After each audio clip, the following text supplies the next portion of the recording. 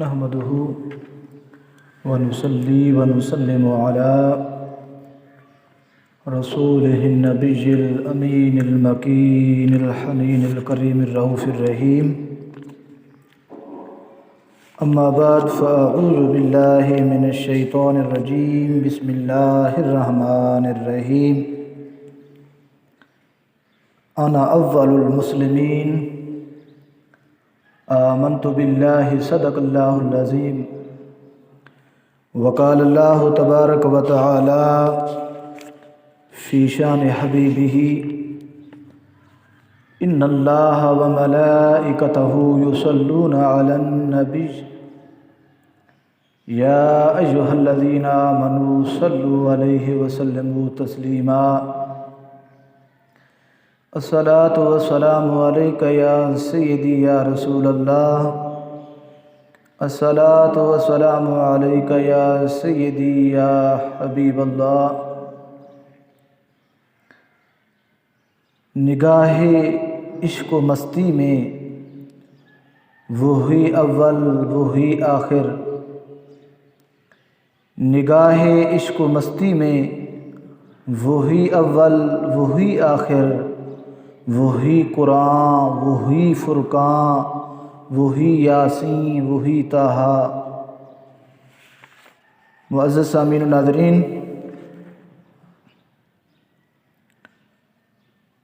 اللہ رب العزت کا ہمارے اوپر بے پایاں لطف و کرم اور احسان عظیم ہے کہ اللہ تبارک و تعالی نے اپنے خاص فضل و کرم اور تاجدار کائنات صلی اللہ علیہ وآلہ وسلم کے نالین پاک کے تصدق سے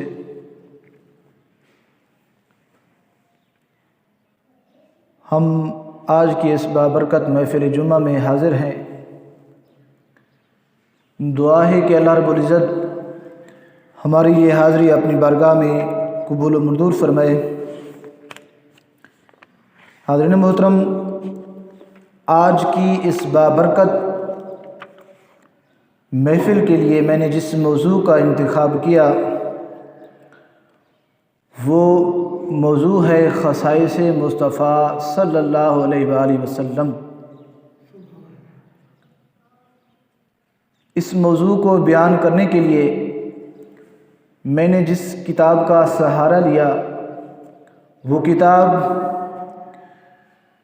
میرے استاد میرے مربی حضور شیخ الاسلام ڈاکٹر محمد طاہر القادری کی کتاب ہے خصائص مصطفیٰ. اس موضوع کو ہم سلسلہ وار چلانا چاہتے ہیں تو اس موضوع کے کئی پارٹ ہوں گے جو سلسلہ وار چلیں گے. آج سے ہم اس موضوع کو سٹارٹ کر رہے ہیں. موضوع کا نام ہے خصائص مصطفیٰ. کیا نام ہے؟ ذرا بولیں. خصائص مصطفیٰ. جب ہم بولتے ہیں کہ خصائص مصطفیٰ تو پھر سوال پیدا ہوتا ہے خصائص مصطفیٰ جاننے سے پہلے ہمیں اس بات کا پتہ ہونا چاہیے کہ خصائص کسے کہتے ہیں. خصائص جو لفظ ہے اس خصائص کا معنی کیا ہے، مفہوم کیا ہے، یہ خصائص کس شے کا نام ہے. سب سے پہلے ہمیں خصائص کا پتہ ہوگا تو ہم خصائص مصطفیٰ تک پہنچیں گے.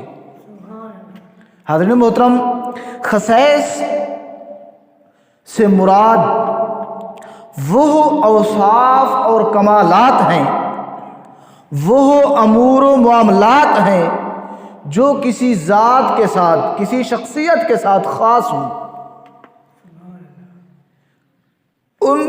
اس ذات کے علاوہ وہ خصائص وہ کمالات و اوصاف کسی اور کے اندر نہ پائے جائیں. خالق کائنات نے انسانیت کی رشد و ہدایت کے لیے اپنے برگزیدہ بندوں کو پیغمبر بنا کر دنیا میں بھیجا تو انہیں دیگر انسانوں سے ممیز کرنے کے لیے، ممتاز کرنے کے لیے، جدا کرنے کے لیے، الگ کرنے کے لیے اللہ رب العزت نے اپنے ان پیغمبروں کے اندر، اپنے ان برگزیدہ بندوں کے اندر طرح طرح کے کمالات و اوصاف رکھے، انہیں مختلف اوصاف اور کمالات کے ساتھ متصف فرمایا۔ تو یہ اوصاف اور کمالات ان پیغمبروں کے، ان اللہ کے برگزیدہ بندوں کے خصائص کہلاتے ہیں، خصائص کہلاتے ہیں۔ تو حاضرین محترم، انہی خصائص کی بنیاد پر انہیں عامت الناس کے مقابلے میں انبیاء کو منفرد مقام حاصل ہے، ان کو یہ اعزاز حاصل ہے۔ تو جب نبی آخر الزمان حضرت محمد مصطفیٰ صلی اللہ علیہ وآلہ وسلم کو مبعوث فرمایا تو اللہ رب العزت نے آپ کو ان تمام خصائصات و امتیازات کا جامع بنا دیا، یعنی جو اوصاف اور کمالات، جو کرامات و معجزات، جو اوصاف دیگر انبیاء کے ساتھ فردن فردن تھے، کسی کو اللہ رب العزت نے ایک وصف سے نوازا، کسی کے اندر 2 کمال رکھے، کسی کے اندر 4 کمال رکھے، تو دیگر انبیاء کے اندر جو اوصاف اور کمالات فردن فردن موجود تھے، تو تاجدار کائنات صلی اللہ علیہ وسلم کو اللہ رب العزت نے یہ اعزاز بخشا، ان تمام انبیاء کے اوصاف اور کمالات حضور کے اندر سارے کے سارے کمالات رکھ دیے، حضور کو ان تمام اوصافات سے متصف فرمایا۔ اسی لیے صاحب قصیدہ بردہ شریف بیان کرتے ہیں حضور کی شان کہ وَكُلُّهُمْ مِن رَسُولِ اللَّهِ مُلْتَمِسٌ غَرْفًا مِنَ الْبَحْرِ أَوْ رَشْفًا مِنَ الدِّيَمِ، کہ تمام انبیاء حضور کے بحر کرم و عطا سے چلو بھر رہے ہیں اور آپ کی ابر رحمت سے ہونٹ تر کر رہے ہیں۔ یوں اللہ رب العزت نے تاجدار کائنات صلی اللہ علیہ وآلہ وسلم کو دنیا و آخرت کے بے پناہ بے شمار اوصاف اور کمالات سے نوازا ہے، جن کا احاطہ کرنا، جن کو گننا، جن کو شمار کرنا کسی انسان کے بس کی بات نہیں ہے۔ حاضرین محترم، تو خصائص مصطفیٰ 2 طرح کے ہیں۔ ایک خصائص آپ کا وہ ہے، ایک خاصہ آپ کا وہ ہے جو آپ صلی اللہ علیہ وسلم کو دیگر انبیاء اور رسل کے مقابلے میں دیے گئے ہیں۔ دوسرے آپ کے خصائص وہ ہیں جو آپ صلی اللہ علیہ وسلم کو آپ کی اپنی امت کے مقابلے میں عطا کیے گئے ہیں، جسے آپ کے تشریعی اختیارات ہیں، نماز تہجد کی فرضیت ہے، صوم وصال، یہ سارے آپ کو آپ کی امت کے مقابلے میں عطا کیے گئے ہیں۔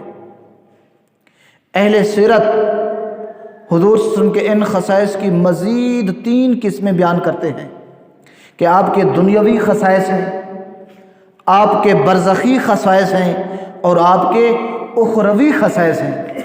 تو آج ہم سب سے پہلے آپ صلی اللہ علیہ وسلم کے دنیاوی خصائص میں سے، آپ کے بہت سارے دنیاوی خصائص ہیں، ان میں سے چند ایک، شاید 2 بھی بیان نہ ہو سکیں، ایک خاصہ آپ کا بیان کر سکوں میں۔ آپ کے دنیاوی خصائص میں سے ایک آپ کا خاصہ یہ ہے کہ آپ صلی اللہ علیہ وسلم تخلیق میں اول ہیں، خلقت میں سب سے اول ہیں، یعنی حضور نبی اکرم صلی اللہ علیہ وسلم رب کائنات کی تخلیق اول ہے۔ کائنات کے رب نے جب کسی شے کی خلقت کرنا چاہی تو سب سے پہلے میرے آقا کو تخلیق فرمایا۔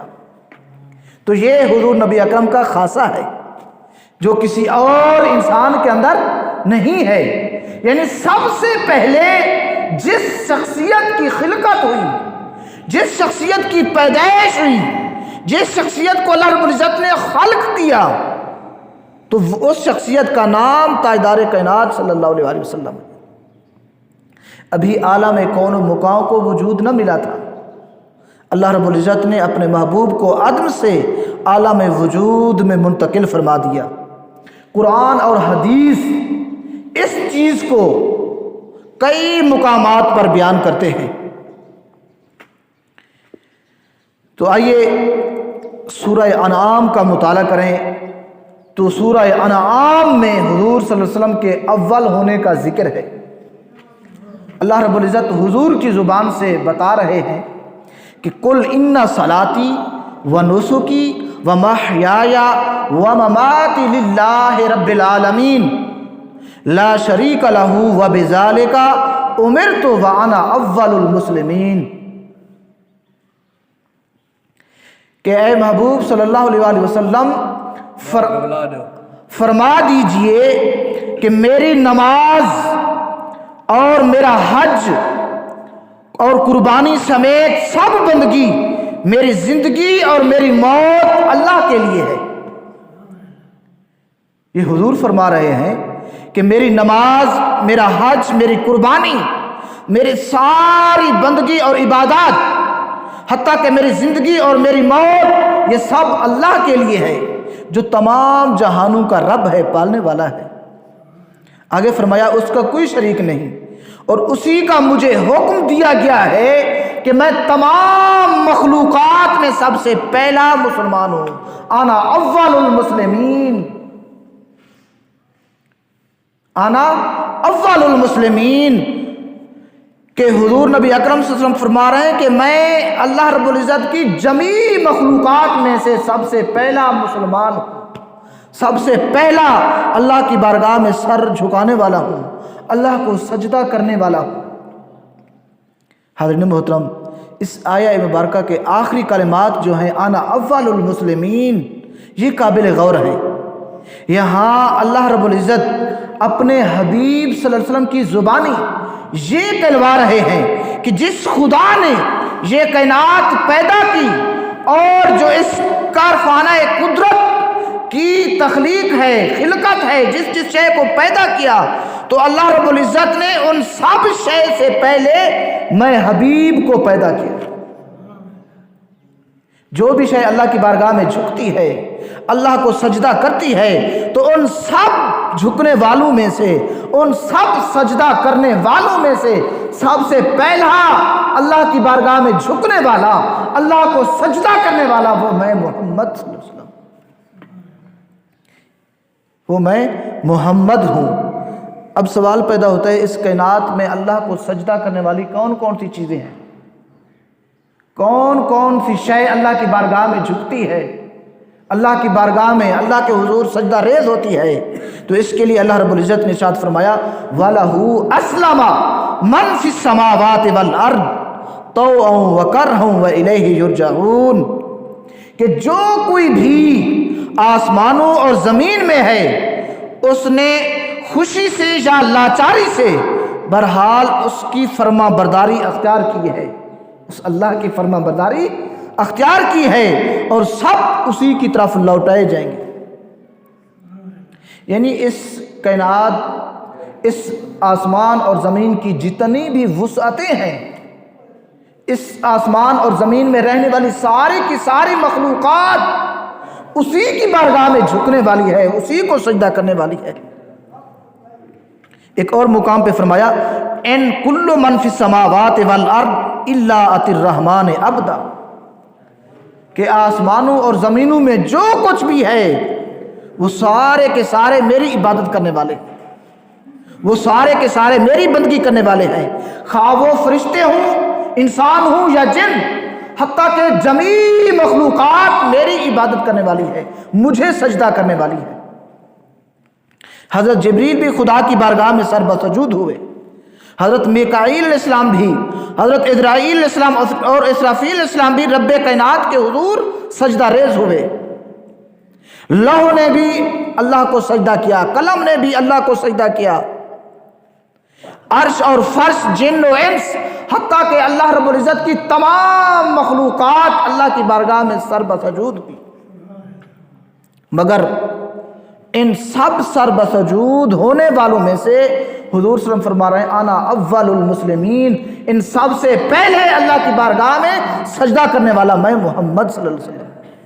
یہ ہے حضور کی اولیت، یہ ہے حضور کا خاصہ کہ حضور سب سے پہلے اللہ رب العزت کو سر بسجود ہوئے۔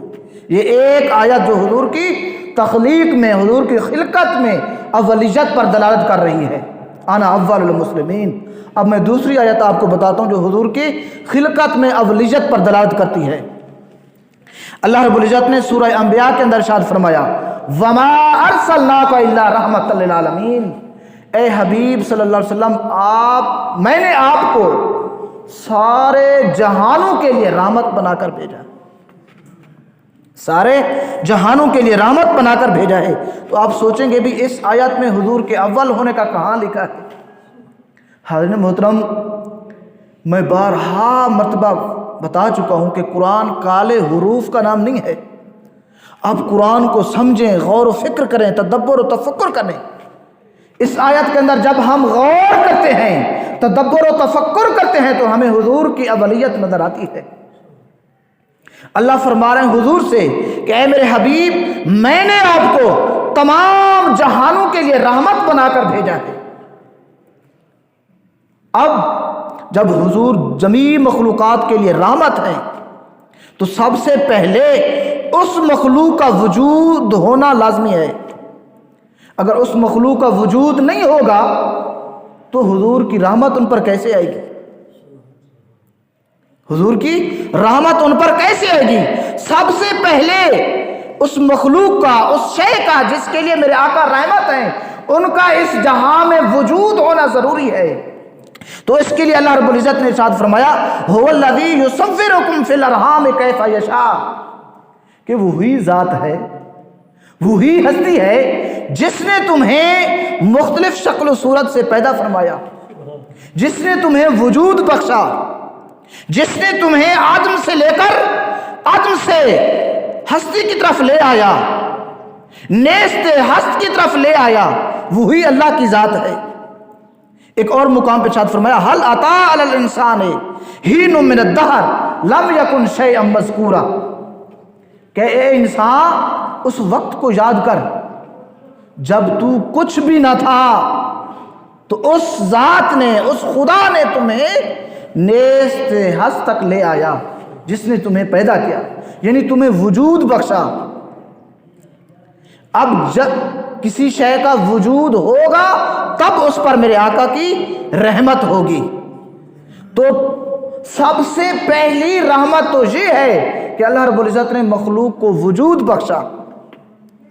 اللہ کی مخلوق کے اوپر سب سے پہلی رحمت جو ہے وہ یہ ہے کہ اللہ نے مخلوق کو وجود بخشا، اور یہ وجود میرے آقا صلی اللہ علیہ وسلم کے تصدق سے انہیں ملا، میرے آقا کے تصدق سے انہیں ملا۔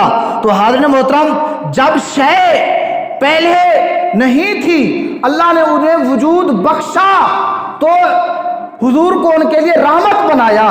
اب ایک فیصلہ ہے، قانون قدرت ہے کہ محتاج شے محتاج الیہ کے بعد آتی ہے، یعنی جو شے جس کی محتاج ہوتی ہے وہ اس کے بعد آتی ہے۔ میں ایک آدھ مثال دے کے آپ کو یہ نقطہ سمجھاتا ہوں۔ دیکھیں، یہ جو ہماری زندگی ہے، ہماری یہ جان ہے، ہوا کی محتاج ہے۔ اگر ہوا نہ ہو تو ہم زندہ نہیں رہ سکتے۔ تو اب اللہ رب العزت نے ہمیں جان بخشنے کے لیے، ہمیں زندگی دینے کے لیے پہلے ہوا کو پیدا فرمایا، پھر انسان کو زندگی عطا کی۔ ہماری جو زندگی ہے، اس زندگی کی بقا کے لیے ہمیں پانی کی ضرورت ہے۔ اگر پانی نہ ہو تو ہم زندہ نہیں رہ سکتے، اس لیے اللہ رب العزت نے ہمیں پانی سے بنایا۔ سب سے پہلے اللہ رب العزت نے ہم سے پہلے پانی کو پیدا فرمایا، پھر ہمیں پیدا کیا۔ یا یوں سمجھیں کہ یہ اولاد کو ماں باپ کی ضرورت ہوتی ہے، اولاد محتاج ہے ماں باپ کی پرورش کی، تربیت کی، انہیں پیدا کرنے کی۔ اگر ماں باپ ہی نہ ہو تو اولاد کیسے آئے گی؟ تو اس لیے اللہ رب العزت نے حضور کو ساری کائنات کے لیے رحمت بنا کر بھیجا۔ اگر پہلے رحمت ہی نہ ہو، حضور ہی نہ ہو، تو مخلوق کو وجود کیسے ملے گا؟ مخلوق کے اوپر رحمت کیسے ہوگی؟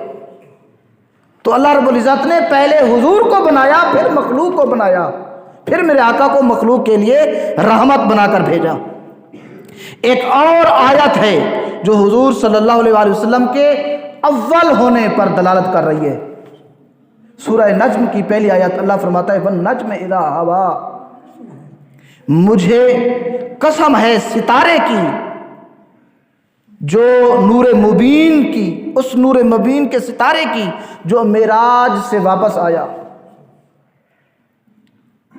اب نجم کا جو لغوی معنی ہے، ایک اس کا معنی ہے اصل، جڑ، جیسے درخت کی جڑ ہوتی ہے، یعنی وہ درخت کی جڑ سے ہی درخت کا تنا اگتا ہے، درخت کے پھل لگتے ہیں، پتے اگتے ہیں، کوپلیں نکلتی ہیں، اس کی شاخیں نکلتی ہیں۔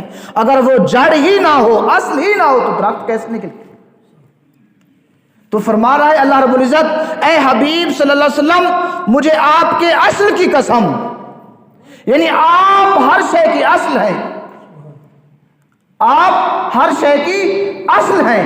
اور اللہ رب العزت نے یہاں حضور کو نجم مطلق فرما دیا، یہ نہیں فرمایا کہ حضور آپ انسان کی اصل ہیں، تو حضور صرف اس مخلوق کی اصل رہ جاتے، باقی کی نہ بنتے۔ اللہ نے آپ کو یوں نہیں فرمایا کہ آپ جانوروں کی اصل ہیں، پھر حضور اس مخلوق کی اصل رہ جاتے، باقیوں سے خارج ہو جاتے۔ اللہ نے مطلق فرمایا کہ حضور میں نے آپ کو تمام مخلوقات کے لیے اصل بنا کر بھیجا۔ یہ آیت بھی آپ کے خلقت میں اولیت پر دلالت کرتی ہے۔ پھر بڑی مشہور احادیث مبارکہ ہے، حدیث پاک ہے کہ حضرت جابر رضی اللہ تعالی عنہ سے راوی ہے، حضرت جابر رضی اللہ تعالی عنہ نے ایک مرتبہ تاجدار کائنات صلی اللہ علیہ وسلم سے سوال کیا کہ یا رسول اللہ صلی اللہ علیہ وآلہ وسلم، مجھے یہ بتائیں کہ اللہ نے سب سے پہلے کس شے کو پیدا فرمایا؟ اللہ نے سب سے پہلے کس شے کو پیدا فرمایا؟ تو میرے آقا کریم صلی اللہ علیہ وسلم نے جواب دیا، ان اللہ تعالی قد خلق قبل الاشیاء نور نبیک من نوری، کہ اے جابر، اللہ رب العزت نے سب سے پہلے اپنے نور سے تیرے نبی کے نور کو پیدا فرمایا، اپنے نور سے تیرے نبی کے نور کو پیدا فرمایا۔ پھر آگے میرے آقا فرماتے ہیں اللہ رب العزت نے پھر وہ نور اپنی مشیت کے مطابق، اپنی مرضی کے مطابق جہاں چاہا اسے رکھا اور وہ نور سیر کرتا رہا۔ پھر اللہ رب العزت نے اس وقت حضور فرمایا نہ لوح تھی، نہ قلم تھا، نہ جنت تھی، نہ دوزخ تھی، نہ فرشتہ تھا، نہ آسمان تھا، نہ زمین، نہ سورج، نہ چاند، نہ جن، نہ انسان، حتیٰ کہ کوئی شے بھی نہ تھی جس وقت میرے نور کو اللہ نے اپنے نور سے پیدا فرمایا۔ جب اللہ رب العزت نے ارادہ فرمایا کہ وہ مخلوقات کو پیدا کرے، کائنات کو پیدا کرے، تو اللہ رب العزت نے اس نور کو 4 حصوں میں تقسیم فرمایا۔ پہلے حصے سے قلم بنایا، دوسرے سے لوح بنایا، تیسرے سے عرش بنایا، پھر چوتھے حصے کو 4 حصوں میں تقسیم کیا۔ پہلے حصے سے عرش اٹھانے والے فرشتے پیدا فرمائے، دوسرے حصے سے کرسی، تیسرے سے باقی فرشتے بنائے، پھر حضور فرما رہے ہیں اس چوتھے حصے کو مزید 4 حصوں میں تقسیم فرمایا۔ پہلے سے آسمان بنے، دوسرے سے زمین، تیسرے سے جنت اور دوزخ بنے۔ یعنی آج کا ہمارا موضوع تھا حضور صلی اللہ علیہ وسلم کے خصائص۔ اللہ رب العزت نے اپنے نبی کو بے شمار خصائص عطا فرمائے، یعنی خاصے عطا فرمائے، بے شمار اوصاف اور کمالات عطا فرمائے۔ آپ کے دنیاوی خصائص ہیں، آپ کے برزخی خصائص ہیں، آپ کے اخروی خصائص ہیں۔ تو ان دنیاوی خصائص میں سے آج ہم نے ایک خاصے پر گفتگو کی کہ حضور صلی اللہ علیہ وسلم تمام مخلوقات میں سے خلقت میں اول ہیں۔ اس کے لیے میں نے قرآن مجید کی 3 آیات دلیل کے طور پر پیش کی۔ ایک انا اول المسلمین، حضور فرمائیں کہ میں سب سے پہلا مسلمان ہوں، یعنی سجدہ کرنے والا ہوں اللہ۔ دوسرا وما ارسلناک الا رحمت للعالمین، تیسرا والنجم اذا ہوا۔ ان 3 آیات سے اور ایک احادیث پاک سے حضور صلی اللہ علیہ وسلم کو تمام مخلوقات میں خلقت کے اعتبار سے اول ہونا میں نے آپ کو دلیل کے طور پر پیش کیا۔ تو علامہ اقبال رحمۃ اللہ علیہ فرماتے ہیں کہ نگاہ عشق و مستی میں وہی اول وہی آخر، نگاہ عشق و مستی میں وہی اول وہی آخر، وہی قرآن وہی فرقان وہی یاسین وہی طٰہٰ۔